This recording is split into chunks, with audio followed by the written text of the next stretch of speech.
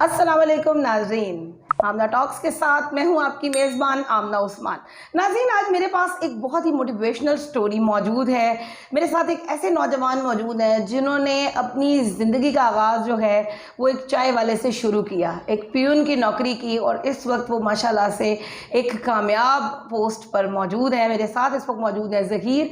इनके साथ बात करते हैं और जानते हैं कि इन्होंने अपनी तरक्की के जो मनाजिल हैं वो कैसे तय किए। जी, कैसे हैं आप? अल्हम्दुलिल्लाह। अच्छा, मैं बिल्कुल ठीक हूँ अल्हम्दुलिल्लाह। ज़हीर, सबसे पहले मुझे ये बताएं कि कहाँ एक चाय वाला और कहाँ इस वक्त माशाल्लाह से आप जो हैं वो एक अच्छी कंपनी में एज ए कोऑर्डिनेटर की जॉब कर रहे हैं, तो कहाँ से ये सफ़र शुरू हुआ? वालिद साहब क्या करते थे आपके? वालिद साहब मोची थे जो जूतों शूतों का काम करते थे। अच्छा। और मैट्रिक के बाद मुझे पीएन की जॉब से ही स्टार्ट लेना पड़ा, मजबूरी थी, हालात इस तरह के थे। तो फिर उसके बाद सोचा कि ये नहीं रहा, यहाँ पे नहीं रहना, तो यहाँ से आगे बढ़ना है। तो बस इसी सोच ने, और कुछ दोस्त मिले जिन्होंने मोटिवेट किया कि यहाँ तुम्हारी जॉब ये नहीं है कंडीशन तुम्हारी, तुम इससे भी अच्छा कर सकते हो। और उसी सोच ने फिर आगे बढ़ने को जो थे वो तरजीह दी। वालिद साहब ने जो मोची का काम शुरू किया वो क्या वजह थी कि उनको मोची का काम करना पड़ा? और घर के कुछ क्राइसिस थे जिसकी वजह से कुछ हालात जो थे डाउन हुए थे, तो उसकी वजह से जो बिज़नेस था वो लॉस हुआ अच्छा खासा। तो उसकी वजह से फिर उनको कुछ अरसे के लिए वो काम करना पड़ा। अच्छा, बहुत ज़्यादा हालात ख़राब हो गए थे। पढ़ाई का आपका जो सिलसिला था वो कैसा चलता रहा? उसमें भी क्या मसाइल आए हालात के ख़राब होने की वजह से? बहुत ज़्यादा स्टडी के हवाले से तो बहुत ज़्यादा मुश्किलात का सामना करना पड़ा। अच्छा। इवन के जब 7th में मैं पास हुआ तो उसके बाद इतने भी अखराजात नहीं थे कि मैं बुक्स के लिए पैसे जो हैं वो घर से ले सकूं। अच्छा। और मांगते हुए भी शर्मिंदगी होती थी क्योंकि हालात मेरे सामने थे। तो लेकिन फिर उसमें फिर वालदा ने जो किरदार अदा किया वो बहुत ही ज़बरदस्त था। उन्होंने फिर मेरी खातिर जॉब स्टार्ट की। अच्छा, ऐसे क्या अवामिल हुए, क्या ऐसे वाक़यात हुए कि उनको जॉब करनी पड़ गई और आपके पढ़ाई के अखराजात जो हैं वो पूरे नहीं हो रहे थे? वो ऐसा हुआ कि जैसे ही मैंने 7th से मैं पास हुआ तो मैं बुक्स लेकर, तो वालदा ने मुझे कहा कि ये बुक्स ले जाओ फादर के पास, तो उनसे बोलो कि ये सेल करके और कुछ पैसे दे के तो 8वीं की बुक्स लेके आओ ताकि तुम्हारी स्टडी का जो वो हर्ज ना हो। अच्छा। तो ऐसे ही मैं चला गया फादर के पास, तो उनसे मैंने बोला कि इस तरह मुझे स्टडी करनी है आगे। तो उन्होंने पहले कहा यार क्या करना है स्टडी करके, कुछ नहीं रखा ये है। मैंने कहा नहीं, वालदा की भी ख्वाहिश है और मेरी भी ख्वाहिश है। फिर हालात जो थे वो डिस्टर्ब थे, तो इवन के खाने के लिए सब कुछ इस तरह के हालात है क्योंकि फादर अकेले कमाने वाले थे, तो बाकी सारे खाने वाले थे, तो इसलिए उनके लिए थोड़ा सा उस टाइम में डिस्टर्ब हुआ अच्छा खासा। और उसकी वजह से हमारी जो घरेलू हालात जैसे कि ड्रेसिंग का भी और खाने पीने का भी बहुत ज़्यादा मुश्किलात का यानी कि सामना रहा है उस टाइम में। तो काफ़ी दिक्कत जो थी वो सामना करना। कभी ऐसा हुआ कि कोई चीज़ लेने का दिल चाह रहा है, नहीं ले सके? बात ऐसा ही हुआ, इस तरह में हुआ कि सुबह मिलता था, शाम को कभी कभार नहीं भी खाते थे, ऐसे ही सो जाते थे, तो फिर नेक्स्ट डे को मिल जाता था। लेकिन ये है कि टाइम मुश्किल से गुजारा है, तो अल्हम्दुलिल्लाह वो गुज़र गया। तो लेकिन ये कि याद आता है कि अभी वो टाइम जो था बहुत मुश्किल से गुजारा है वो टाइम। अच्छा, जब आपके घर के हालात ख़राब थे तो कभी ऐसा भी हुआ कि नहीं खाने को कुछ भी, या मामलात और वाक़यात जो है बहुत मुश्किल हो रहे हैं? बिल्कुल, तब तो बहुत ज़्यादा डिफ़िकल्ट हालात थे। तो तब ये था कि खाने पीने का भी सामान पूरा होना, सामान लेने के लिए जाना, इतना लेके आना कि जो एक टाइम पे ही होना, यानी कि ये कंडीशन थी हालात की। अच्छा। वो राशन का वो सिनेरियो नहीं था कि हफ्ते का इकट्ठा आ जाना या महीने का इकट्ठा आ जाना। तो काफ़ी मुश्किल में कभी एक टाइम को मिल जाता, दूसरे का नहीं भी होता था।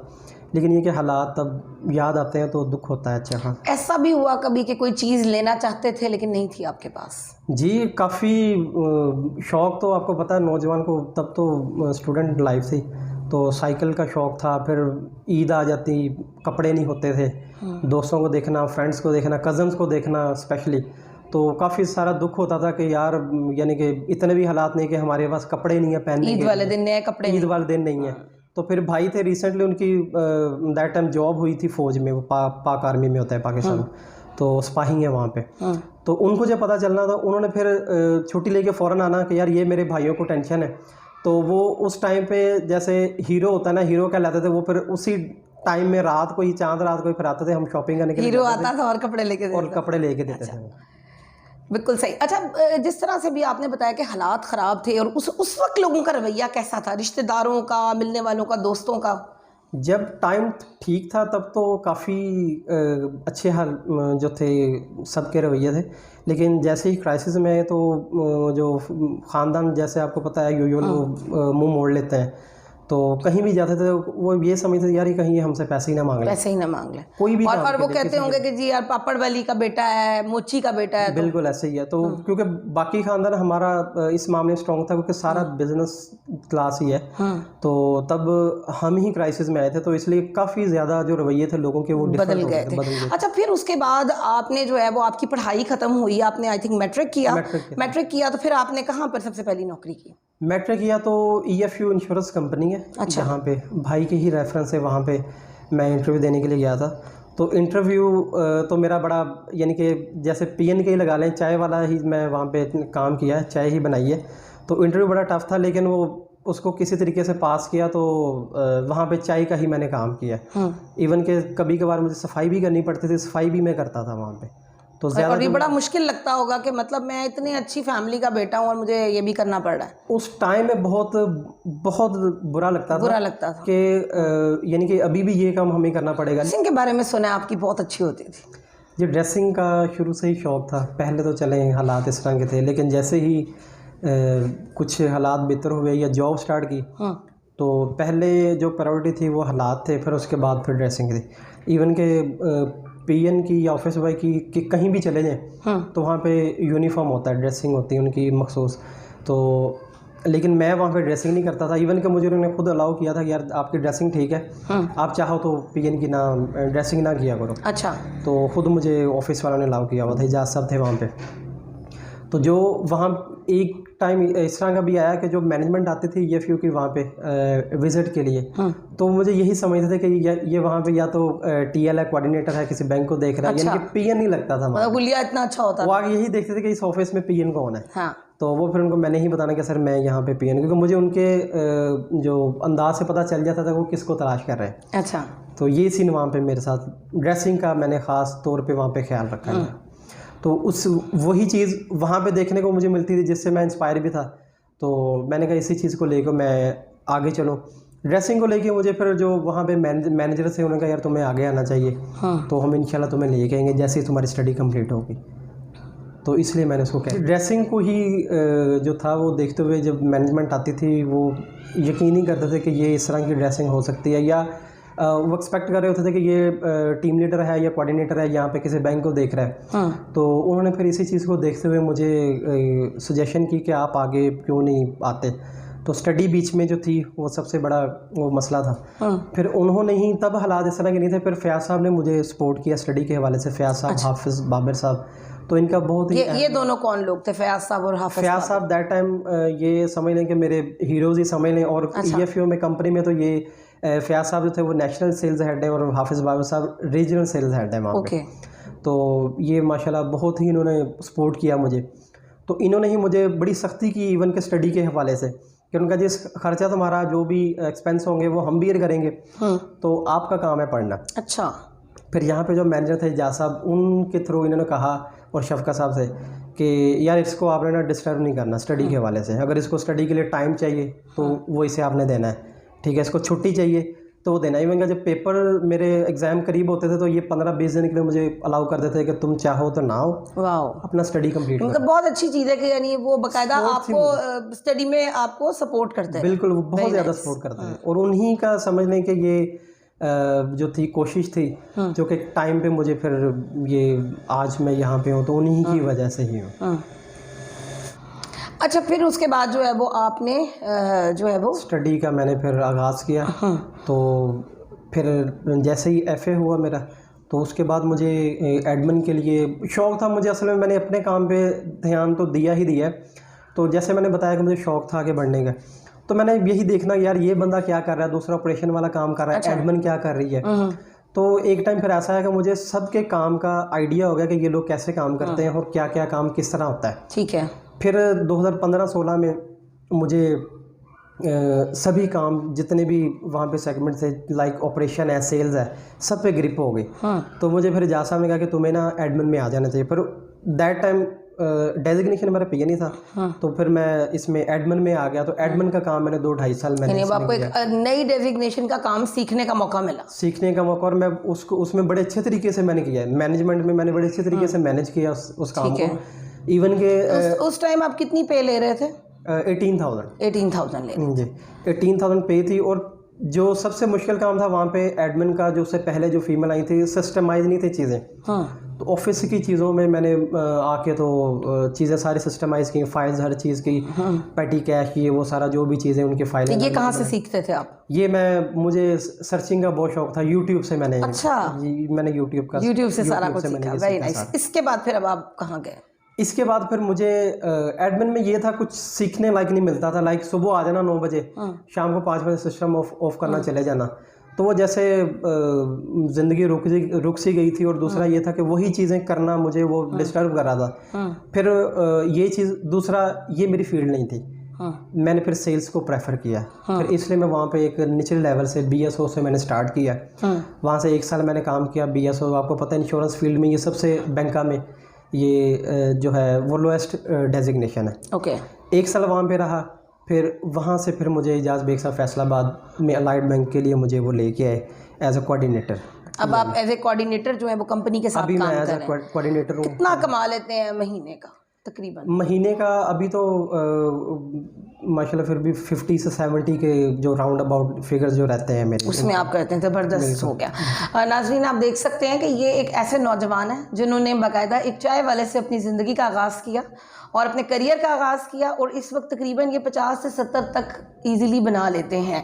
अच्छा, इसके अलावा आप बाकायदा तौर पर जो है वो जूतों से रिलेटेड भी काम करते हैं। वालिद साहब का जो काम है उसको कहाँ तक लेकर गए? बिल्कुल, जिस तरह मैंने आपको बताया कि हमारा चप्पल्स का और शूज़ वगैरह का, चमड़े का समझने के वो बिज़नेस था। तो क्राइसिस की वजह से फादर भी डिस्टर्ब हुए, उसी वजह से पढ़ाई भी डिस्टर्ब हुई सारे।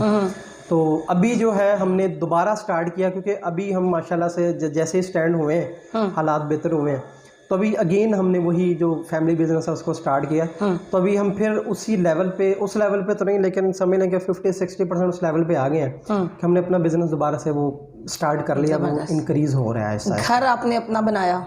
अभी रिसेंटली लिया, अभी कुछ ही टाइम हुआ है, तो अभी हमने अपना घर लिया। पहले नहीं था, तो अभी हमने लिया है जी।